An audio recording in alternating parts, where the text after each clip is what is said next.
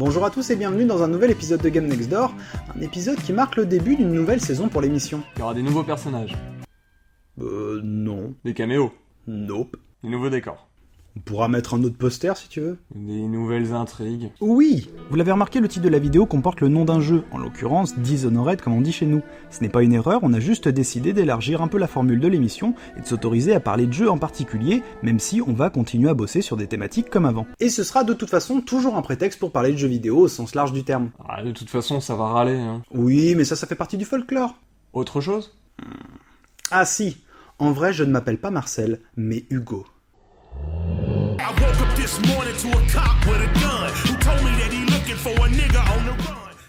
Dishonored est un jeu sorti en octobre 2012, édité par Bethesda, une boîte américaine qui a notamment développé la série des Elder Scrolls ou Fallout 3 et 4, et financé des projets d'autres studios comme Doom, Wolfenstein The New Order ou encore The Evil Within.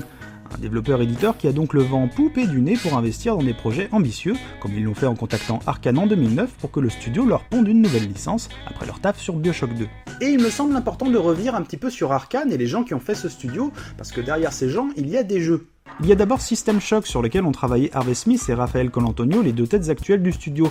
Un jeu qui, inspiré de la série Ultima, posera les bases de ce qu'on appelle les Immersive Simulation, genre qui suivra largement le parcours des deux hommes. Colantonio fonde Arkane en 99 et sortira deux jeux, Arx Fatalis et Dark Messiah, des RPG à la première personne qui autorisaient déjà des approches diverses. Smith quant à lui travaillera notamment chez Ion Storm, studio fondé en partie par John Romero, le papa de Doom. Sous l'égide de Warren Spector, il sera lead designer sur Deus Ex, un petit jeu que Maxime peut vous décrire de manière absolument objective en quelques mots. Deus Ex ou le meilleur jeu du monde. Puis il travaillera sur la suite de Deus Ex, Invisible War, que Maxime peut également vous décrire de manière absolument objective en quelques mots.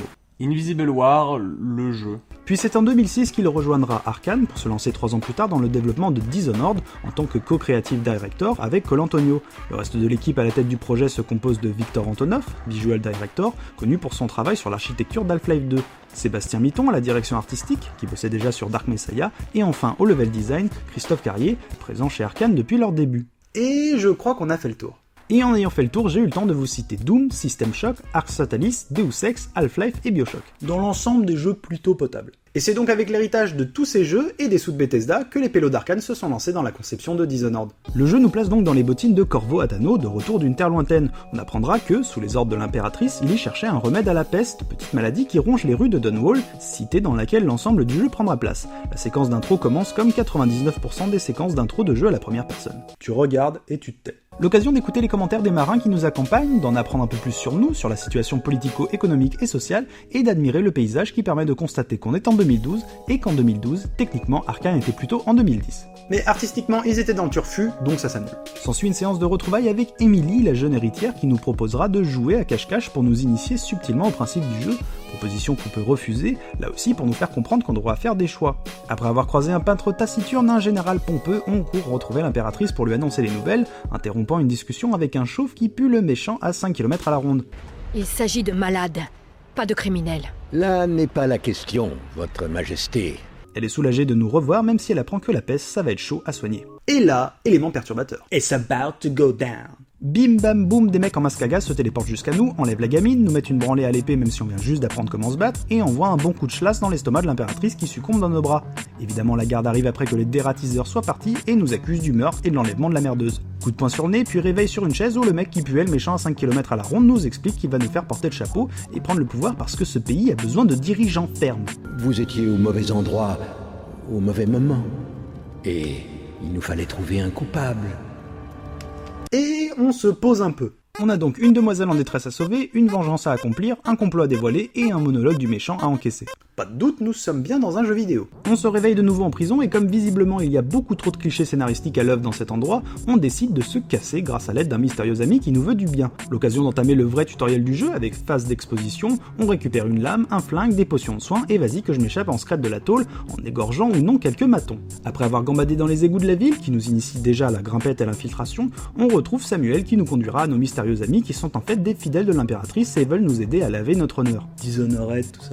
Et au passage reprendre le pouvoir, ce qui se fera en assassinant purement et simplement tous les membres haut placés du nouveau gouvernement totalitaire.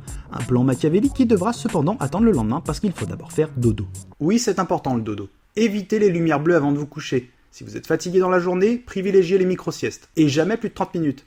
sinon après t'es flingué. S'ensuit une séquence onirique où l'on fait la connaissance de l'Outsider, divinité païenne qui nous confie une partie de ses pouvoirs, notamment le Blink, une sorte de téléportation à courte distance. Si ses intentions ont surtout l'air d'être à base de distraction en nous regardant depuis son petit nuage, il faut dire que sans ses pouvoirs, le jeu allait être un poil plus compliqué, même si au passage c'est possible. On se réveille, on enfile notre masque, et ça y est, enfin Dishonored commence. C'était un peu long quand même. Oui, mais rétrospectivement, on peut facilement comprendre pourquoi. Dishonored est un jeu complexe dans le sens où les possibilités d'action sont très nombreuses. Sans les pouvoirs, Corvo est déjà très mobile et a à sa disposition pas mal d'outils pour survivre.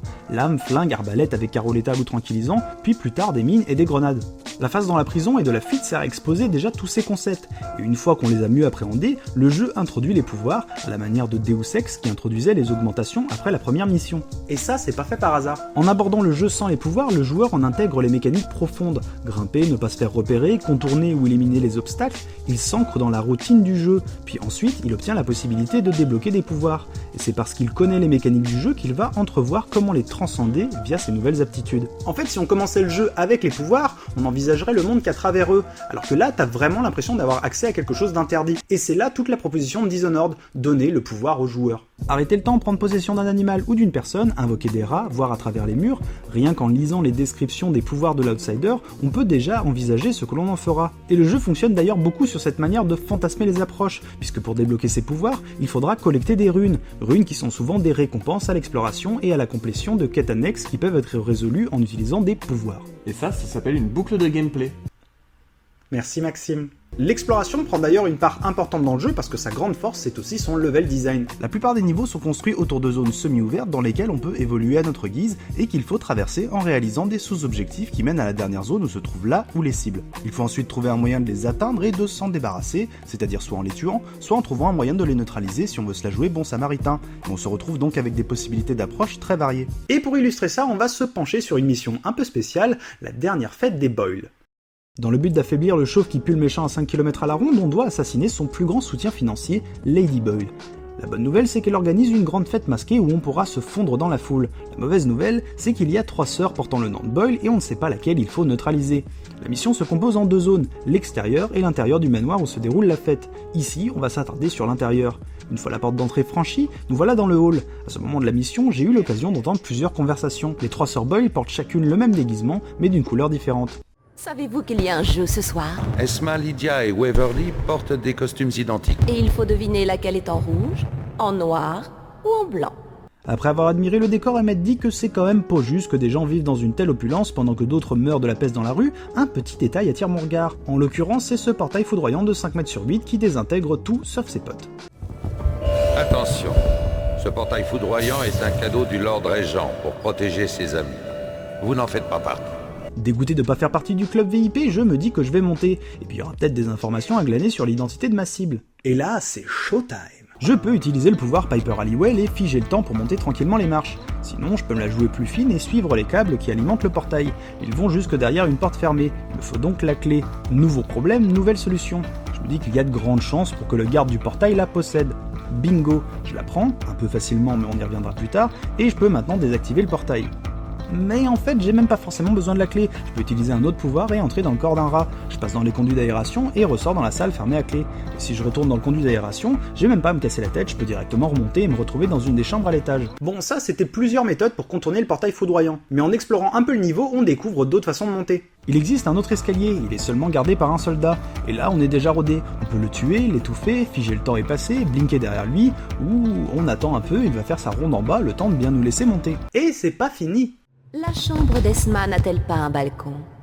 En y montant, vous y trouveriez peut-être un indice? Dans la première zone, j'étais pas obligé de passer par la porte principale pour rentrer dans le manoir. Je pouvais blinker sur le balcon et arriver directement à l'étage, dans la chambre juste en haut de l'escalier de tout à l'heure d'ailleurs. Et ça, c'est juste quelques façons qu'on a recensées en jouant, mais il doit y avoir plusieurs autres méthodes pour aller à l'étage. Et le meilleur dans tout ça, c'est qu'on n'est même pas obligé de monter. On peut découvrir l'identité de la cible en discutant avec différents PNJ et même payer un verre à Mimitos. La moitié du niveau est complètement optionnelle. Et ouais, on retrouve ici toute la philosophie de Deus Ex. Le jeu nous pose des objectifs, ici découvrir l'identité de Lady Boyle, ensuite on se pose nous-mêmes un sous-objectif, comme monter à l'étage, puis on fait face à différents obstacles, comme un garde ou un portail foudroyant. Et toutes ces résolutions de problèmes sont rendues possibles grâce à un gameplay varié et un level design adapté à toutes les envies du joueur. Et tout ça sans mentionner que le niveau a carrément de la gueule et une esthétique vraiment marquante. On notera d'ailleurs que tous les niveaux, ou presque, ont une identité particulière, qu'elle soit esthétique et ou architecturale. Et le Blink nous permet de nous approprier ces différents level design. Une maison close sur plusieurs étages, une forteresse imprenable, une balade dans un quartier inondé, la plupart des niveaux existent individuellement et chacun nous marquera à sa manière. On ne pourra malgré tout ça pas oublier une petite dose de répétitivité sur la fin du jeu, même si paradoxalement celui-ci se finit assez vite. Peut-être même un peu trop vite. Moi perso ça va, donc on laissera chacun juger. En revanche, on ne pourra pas passer sous silence quelques petits soucis d'équilibrage. Si on est du genre à vouloir récupérer toutes les runes, ce que le jeu encourage, notre avatar gagnera très vite en puissance et on finira rapidement par devenir un véritable monstre ténébreux. Les ennemis quant à eux se diversifient assez peu et auront bien du mal à nous contrer sur la fin, que ce soit en combat ou dans l'infiltration. Et le souci, c'est pas que ça devienne facile, mais on aurait apprécié que les ennemis nous donnent un peu plus de leçons, ne serait-ce que pour fluidifier l'apprentissage et l'expérimentation des approches. L'IA en plus c'est pas top, ce qui n'arrange pas vraiment les choses, mais on restera assez indulgent parce que l'IA ça reste toujours compliqué. D'ailleurs c'est un peu sur ces points-là qu'on attend Dishonored 2. Et pour en finir avec les reproches, on va revenir sur une des plus grosses critiques faites au jeu, c'est-à-dire son histoire. Bon, je vais pas passer par quatre chemins, c'est clairement pas une réussite. Il y a pas mal de clichés, à part l'Outsider et Mamie Chiffon, les personnages sont tous archétypaux, tout est cousu de fil blanc, et dès le début, on sait plus ou moins comment les choses vont tourner, qui va nous trahir, etc. Alors oui, via nos actions, on pourra influer sur la fin du jeu, mais ça reste assez convenu. Mais ça reste assez convenu comme dans une majorité de jeux en fait. Je vais essayer de rester nuancé parce que déjà tous les jeux n'ont pas forcément d'ambition scénaristique, et à cela je me vois difficilement faire des critiques. Mais même ceux qui en ont, en général on dépasse rarement les carcans définis par le cinéma ou la série pour citer les médias les plus populaires. Et de ma petite expérience de joueur, j'ai pas le souvenir d'avoir été fondamentalement subjugué par une histoire de jeu vidéo. En revanche, je fais des twists, je suis trop un scénariste. J'ai été de nombreuses fois subjugué par la manière dont on a pu me raconter ces histoires. Parce qu'une histoire peut se raconter de plein de façons différentes. Elle peut aussi être un prétexte pour proposer bien d'autres choses. Pour reprendre le parallèle classique avec le cinéma, prenez Mad Max. En gros, l'histoire, c'est des nanas qui partent d'un endroit, qui y reviennent, et au milieu, ça se péta. Voilà. Et si le film est complètement dingue, c'est donc pas grâce à son histoire, mais à la réalisation de George Miller, la photographie, la mise en scène, les costumes, Furiosa, les cascades, un mec aveugle qui joue de la guitare et plein d'autres trucs géniaux. Parce que c'est aussi ça le cinéma, et que la proposition d'un film ne réside pas forcément uniquement dans son scénario. Et la proposition de Dishonored ne réside pas uniquement dans son scénario, loin de là. Bon, déjà Dishonored est un jeu steampunk, qui est à la base un courant littéraire affilié à la science-fiction et à la fantasy, une littérature dans laquelle les univers sont dépeints au fur et à mesure qu'on les côtoie. Un style qui fait que c'est au lecteur de se faire sa propre idée de l'univers qu'on tente de lui transmettre. Il y a des descriptions, des références dans les dialogues, etc., etc. Des choses qu'on peut occulter pour suivre l'intrigue, mais qui sont bel et bien là si on prend le temps de les imaginer et de les faire exister dans l'univers que l'on s'est construit au fur et à mesure des pages. Et toute la richesse de Dishonored et de son univers est distillée de manière comparable, mais avec les codes du jeu vidéo, la fameuse narration environnementale. Dunwall est une cité dont l'architecture est excessivement travaillée, et ce jusque dans ses moindres recoins. Ses ruelles sombres, ses bâtiments délabrés, ses avant-postes improvisés, ses immeubles squattés sont tous les témoins de l'histoire de la ville, mais aussi de celle de ses habitants. Les graffitis nous racontent l'oppression, les chambres vacantes nous racontent des souffrances, et il suffit parfois de fouiller un peu autour d'un cadavre pour deviner ce qui a précipité son état léthargique. Et c'est là qu'Arkane sublime son level design, parce que non seulement il sert les mécaniques, mais aussi la narration. On ressent bien la patte de Victor Antonov qui avait déjà façonné le totalitaire Half-Life 2. Dishonored lui emprunte d'ailleurs les fameuses voix qui pèseront tout au long du jeu sur la cité victorienne. Mais encore une fois, il ne tient qu'à nous de prêter attention à ces nombreux détails. Parce que oui, dans le jeu vidéo, on a la possibilité de ralentir, de s'arrêter, voire même de changer de chemin dans notre cas. Dans le jeu d'Arkane, c'est le joueur qui est le moteur. À chaque instant, il peut faire des choix ludiques, comme on l'a vu précédemment, mais aussi des choix d'implication dans l'univers, en s'arrêtant pour observer et comprendre. Ou alors tracer sa route et YOLO, on tue des mecs à coups de cran d'arrêt dans la thyroïde. Et il y a un objet dans le jeu qui illustre parfaitement cette possibilité d'implication ou non, le cœur. En même temps qu'il vous transmet son pouvoir, l'Outsider vous confie un cœur, qui vous sert à repérer les runes et les charmes d'os d'autres améliorations. Mais il a aussi une seconde fonction qui fait qu'utiliser devant un personnage, une voix astrale vous révélera des informations plus intimes sur ses traits de personnalité, son passé ou même ses réelles intentions. Il a soif de sang, il a tué baleines et hommes pour le profit et pour le plaisir. Et le jeu nous confie donc un autre pouvoir, qui nous permet d'avoir une connaissance supérieure de notre environnement. Mais encore une fois, libre à nous de nous en servir ou pas. Un peu comme la fonction scan du casque de Samus, qui permet, si on le souhaite, de mieux connaître notre environnement dans Metroid Prime. Un jeu aussi plutôt potable. Et c'est ainsi que Dishonored met le joueur au centre de tout. C'est le joueur qui est le moteur de l'expérience. Choisir quelle situation approcher, choisir comment l'approcher, improviser son exécution, s'arrêter dans une ruelle pour comprendre les couches historiques qui la constituent et interagir avec les personnages à plusieurs degrés. Tous ces éléments viennent nous happer plus ou moins consciemment, mais ils convergent tous vers une certaine intention de jeu. Et cette intention, elle découle d'une véritable philosophie dans l'approche de l'expérience vidéoludique. Une philosophie qui naît dans l'ADN du studio, du parcours de ses fondateurs et de ses têtes pensantes. Une philosophie qui s'est forgée à travers tous ces titres qui ont façonné une partie de l'histoire du jeu vidéo. Deus Ex et son arbre des possibles, la narration environnementale de BioShock ou la diversité des approches d'un Hitman. Attends, on n'a pas parlé de Hitman dans les parcours. Peut-être qu'ils y ont joué. Et si certains ne voient en Dishonored qu'un patchwork d'autres jeux, je leur dirais qu'il est quand même assez cavalier de nier son identité, mais aussi que tous les jeux sont, d'une manière ou d'une autre, un patchwork d'autres jeux. Un peu comme tout en fait. Mais il reste que cette philosophie évoque pour moi une vraie compréhension du médium vidéoludique, dans le sens où Dishonored exploite de manière intelligente l'interactivité pour la mettre au service du joueur. Il y a une vraie vision derrière la conception des mécaniques de jeu et de l'univers. Et je dis pas que cette philosophie c'est la meilleure pour créer un jeu, parce qu'il y a plein de manières d'appréhender le jeu vidéo. Mais avec Dishonored, j'ai vraiment l'impression qu'il y avait une volonté de proposer une expérience particulière. Tout ce qui fait le jeu, son game design, son atmosphère, son architecture, tout va dans un même sens. À l'époque où il était de bon ton de farcir son jeu de features pour que le joueur ait à boire et à manger jusqu'au gavage, Arkane a fait un vrai travail d'orfèvre pour que chaque élément du jeu participe à la transmission d'une intention, laisser le joueur s'immerger et s'exprimer dans un espace de jeu. Et une fois qu'on a compris tout ça, l'énigmatique Outsider l'est beaucoup moins. Il est l'incarnation d'Arkane. Il est celui qui nous donne le pouvoir et nous laisse l'utiliser dans un espace dont il a pourtant toutes les clés. Et tout ça, ça nous parle. Je ne sais pas si Dishonored est un chef-d'œuvre, même si je pense qu'il doit tenir une place particulière chez Arkane, étant celui qui les aura révélés au grand public. Pour nous, en revanche, il fait clairement partie de ces titres qui ont façonné notre vision du jeu vidéo et nous ont permis de mieux appréhender les richesses du médium, celles qu'on survole, celles qu'on oublie parfois, parce que Dishonored est un jeu vidéo qui n'essaie pas d'être autre chose qu'un jeu vidéo. Il est l'œuvre de personnes qui ne cherchent pas à justifier leur forme d'expression, mais qui l'ont comprise dans toute sa complexité et sont allées au bout de leur vision de celle-ci. Et ça méritait bien un Game Next Door.